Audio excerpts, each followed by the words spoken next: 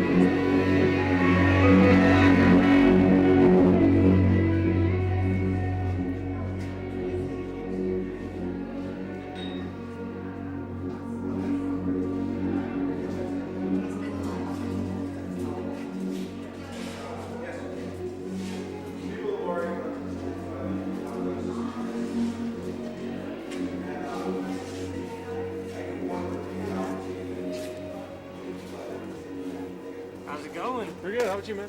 Doing all right. Clean up the mess. Oh yeah. I like seeing that here. I like seeing that here. We need that. I'm gonna keep doing it, man. Hello. Hey. I'm Carl Goins. This is the 555 Gallery and Studios in Southwest Detroit. And today's event is? It is our Iron Pour Artist Bazaar Flea Market grand opening of our community cafe, coffee counter number 5. Well, we're just starting with coffee right now, donation model, coffee and tea from our local roasters here in Eastern Market. Yeah. So you guys had an iron pour during the wintertime. Yes, we had our first iron pour here at our location Southwest last December in the middle of a snowstorm. So now we're in June, and this beautiful day has provided us with an awesome environment to have another pour. And we're just about to get it going here. Furnace is on, so we'll see what happens next. I know it was like about 2 or 3 degrees last time, and it took way longer than you guys thought for the metal to heat up. We're right on schedule tonight to hit it as the sun goes down here completely. We're going to ramp up the furnace and really get melting some iron. Going to have the works revealed later on? Well, later tonight, yeah. If participants stick around, we'll break some things open, and as they cool down, we can see what we came up with. And then throughout the week, we'll be opening up the molds and seeing what was produced. So this is only the second pour, or have you had pours before? This is our second pour with Carbon Arts here at 555. They've been very experienced in their pour activity, from the largest artistic iron pour in history to smallest pour here at 555. Where is Carbon Arts based? They are now based here at 555. The collective is in residence here as part of our residency program. All the artists here work collectively. Carbon Arts brings their programming and their contributions to the collective operations of the organization. And you have residencies here for how many artists usually? We are sort of fluctuating. We've got 15 to 30 artists here, depending on how you define the artist. Right. We're still defining artists ourselves and trying to really nail down what it means to be a committed working artist, practicing artist in residence here at 555. It's an organic process, and kind of working with individuals and based on their needs and goals and directions. So. Now, I've been watching you guys since before you were here, since you were in a warehouse on Grand River, I think it was? Indeed, yes. We've been all over the city here in Detroit. It's been 10 years of hopping from one location to the next.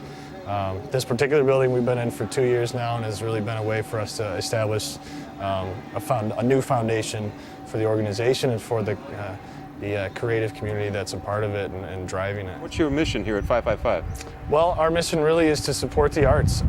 We do it by working with individual artists to make sure that they can be creative producers, to makers, making work.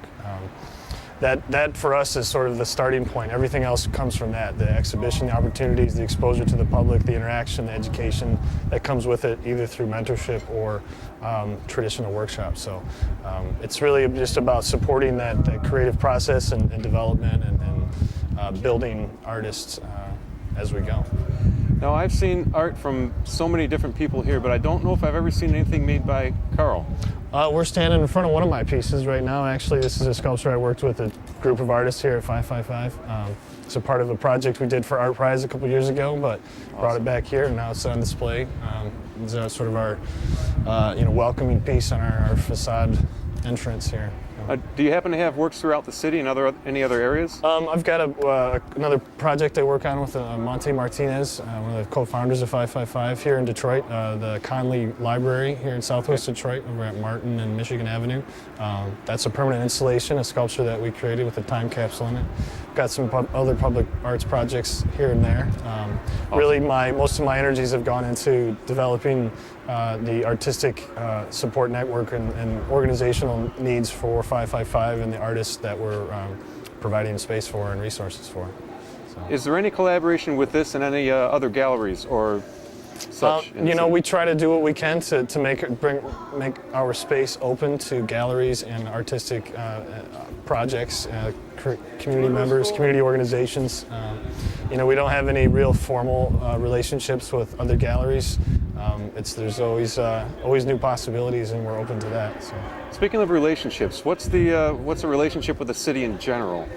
It's all very supportive at this point in time. We've never had any real. To be honest, this building has put us in a position to really have an art space where artists can be making work and legally, publicly showing it within their space. So it's not a warehouse where we have to sort of skirt around the occupancy issues and so forth that come with that. We can really be fully open and accessible to the community. So there's fewer boundaries, fewer walls between the making of the work and the exhibition of it, and the learning the process of making work. So. And speaking of boundaries, given the shows that I've seen, it seems like you accept art from all different kinds of. We're really focused on supporting artists at all levels. So if they're emerging artists, they're well-established artists, we want to make that an opportunity for them to exhibit, but also an opportunity for the public to have access to their work. So. It's the full range of 2D work, 3D work, multimedia, performing arts. We try to be as diverse as possible and open to ideas and possibilities. And I recall a couple of high school shows too. Absolutely. We work with some interns, some of the folks from Focus Hope. We've had students in exhibiting. We also work with a number of the universities here, Wayne State, CCS. We try to host University of Michigan. It's about cultivating artists at all levels so that they can feel supported and to find a support network that they can rely on and that they can pursue their interests in their work. If you were to talk to the public, what would you say to them? Say to get them in there and basically be supportive of the community in general. What would I say? It's for me, it's tough. What I want to say is come experience it. You're able to step inside an artist studio. You can see what motivates them and see how they work through their process and their productive aspect. The inspiration that comes from that, I think, will really transform a lot of people's perspective on practicing artists, the importance, the value, and also the inspiration that comes by just seeing the new works that are created and be able to take that back into your personal lives and use that creatively and to be inspired to transform whatever situation you may be in. Anytime I tell somebody about 555, the first thing that I tell them is usually it used to be a jail. Yes, we are in the former 3rd Police Precinct here in Southwest Detroit, and it is. We still have 21 jail cells that we've opened up and turned into exhibition space, workspace, and a little bit of retail merchandising space to be experimental. So it's an institutional building that we're really, working to transform on a daily basis. So it's organically being renovated, being utilized for as much exhibition of art and installation of art, community use as possible.